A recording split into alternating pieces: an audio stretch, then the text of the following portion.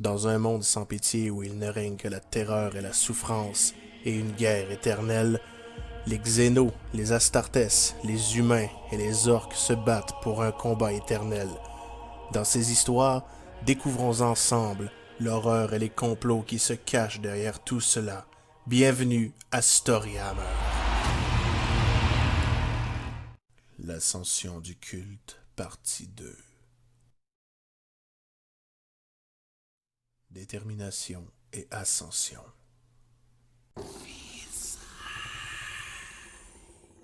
Cela faisait maintenant des semaines que nous avions détruit le laboratoire et que nous nous étions échappés.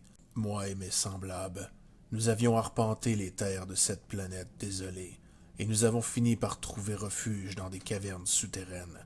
Les miens allaient chercher de l'eau et la nourriture, toujours en m'indiquant de rester à l'abri caché ici. Je me sentais lâche de devoir les écouter, mais en même temps, ils étaient là pour me protéger. Le temps avait passé, et bien des choses s'étaient produites depuis ce temps-là.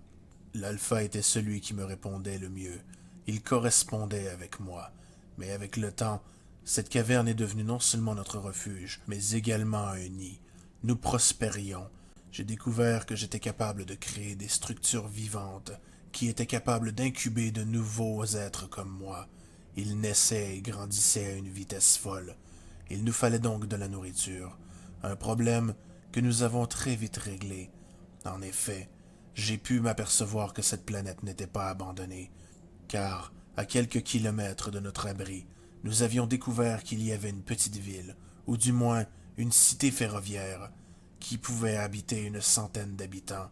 Ils étaient peu, mais armés, et je ne comptais pas risquer les miens. Cependant, une fois la nuit tombée, j'envoyais les miens récupérer quelques malheureux pour les ramener. La plupart du temps, ils servaient de nourriture, mais il m'arrivait également d'en faire d'autres. Avec le temps, de nouvelles espèces ont fini par naître, et cela, je le dois entièrement aux habitants de cette planète. Car en effet, il y arrivait à mes troupes de ramener des hommes et des femmes jusqu'à notre nid. C'était notre nourriture, notre pitance, du moins en ce qui concernait les hommes, car, pour les femelles de cette planète, il y avait un instinct en moi qui me poussait à la reproduction. C'est ainsi que les premiers hybrides ont commencé à naître. Ils me ressemblaient beaucoup plus qu'ils ne ressemblaient à mes congénères, et ils avaient de l'intelligence développée. Ils étaient brutals et violents, utiles lorsqu'il s'agit de mettre à bas les résistances ennemies, et cela finirait par être bien plus utile.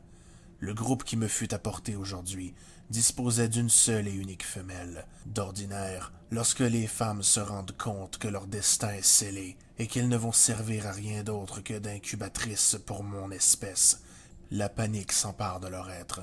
Mais celle qui se trouvait devant moi se mit à genoux et implora que je l'écoute. Je lui ai tendu une oreille, par curiosité, et ce qu'elle me dit m'étonna au plus haut point. Apparemment, ils étaient déjà au courant de l'existence des créatures à 4 membres, et ils savaient qu'ils avaient un chef. Lorsqu'elle m'a vu en entrant dans la caverne, elle savait que j'étais destiné à bien plus, et que les leurs étaient prêts à tout pour pouvoir accéder à autre chose que des vies misérables qu'ils vivaient sur cette planète. Cela était étonnant. Ils voyaient en moi une espèce de culte, comme s'ils m'adoraient en tant que divinité. Elle m'implora de la laisser repartir dans sa ville, afin de pouvoir parler aux siens et de les convaincre que j'étais la solution pour les sauver. Cela était intriguant. C'était un énorme risque, mais au final, j'ai accepté de lui laisser la vie sauve. Lorsqu'elle est repartie fièrement, les miens la regardaient, et je leur ai tous ordonné de s'écarter pour la laisser passer. Ils étaient inquiets. Ils se demandaient si cela était une bonne idée. Moi-même, je me suis posé la question, et au final, je n'ai pas été déçu de la réponse. Quelques semaines après, elle est revenue avec quelques hommes. Ils étaient armés, bien sûr, mais aucun d'entre eux n'a ouvert le feu. Les miens, cependant, étaient méfiants, se demandant s'ils devaient les écorcher vifs avant qu'ils ne puissent faire quoi que ce soit. Mais ils se sont présentés devant moi, et même lorsque je m'attendais à une trahison de leur part, il n'en fut rien.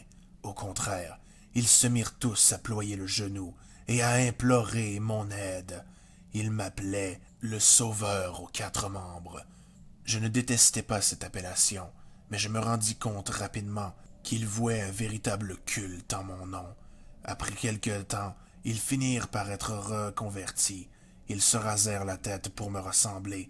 Leurs armures finirent par adopter les couleurs que j'avais décidé qu'ils adopteraient.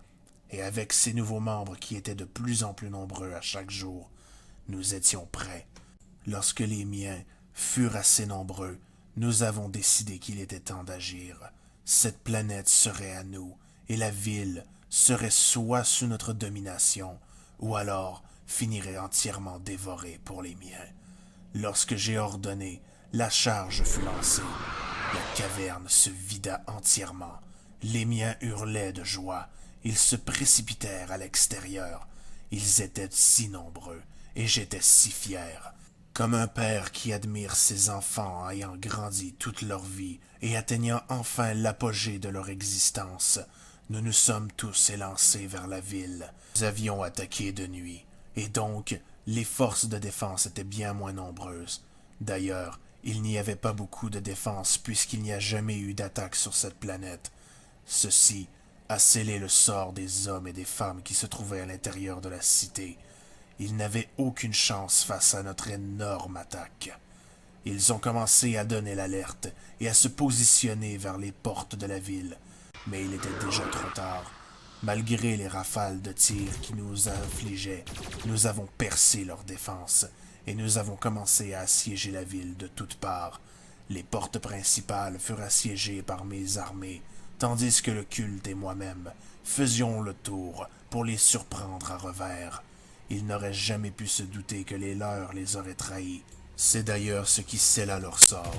Étant moins nombreux et assiégés et par des créatures et par des hommes armés, ils n'avaient aucune chance face à nous. Nous les avons pris par tous les côtés. Ils étaient débordés. Leurs tirs réussissaient à en tuer quelques-uns des nôtres, mais à chaque fois que l'un d'eux mourait, une dizaine prenait la place pour pouvoir entrer dans la ville. Bientôt, ils se mirent à arrêter de tirer et à courir en hurlant de les aider. Ils appelaient à l'aide. J'ignore qui est cette espèce d'empereur, mais il ne serait pas là pour les protéger. J'allais les massacrer. Ou du moins, j'ai cru que j'allais le faire. Après quelque temps, ils étaient acculés. Nous les avions encerclés, il n'en restait plus qu'une petite dizaine. Ils n'avaient plus nulle part où aller, et ils imploraient qu'on les laisse vivre. À ce moment-là, j'ai fait mon apparition depuis le derrière des rangs, en demandant qu'on s'écarte. Ils étaient terrorisés, et cela me procurait beaucoup de joie. Mais dans la même occasion, j'ai vu l'opportunité de grossir mes rangs. Je leur ai donc proposé le choix suivant, de se joindre à moi et à mon culte, ou de mourir dans d'atroces souffrances. À cet instant, ils se joignirent tous à moi, et nous avons sorti de la ville en la laissant en feu et à sang. Et maintenant, nous étions encore plus nombreux et plus forts. Mais j'avais eu une révélation. Mon destin ne se déroulerait pas sur cette planète. En effet, depuis plusieurs mois, j'avais des rêves. Une voix d'un être étrange m'appelait dans mes rêves, et je voulais retrouver cet être qui m'appelait sans cesse. Une fois à bord du vaisseau qui était désormais le mien, ils m'ont demandé où nous devions mettre le cap. Je me suis concentré, et j'ai pu ressentir que la voix et son énergie émanaient d'un lieu de la galaxie.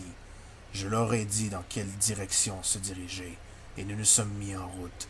Peu importe ce qui m'appelle, j'arrive et je souhaite avoir des réponses.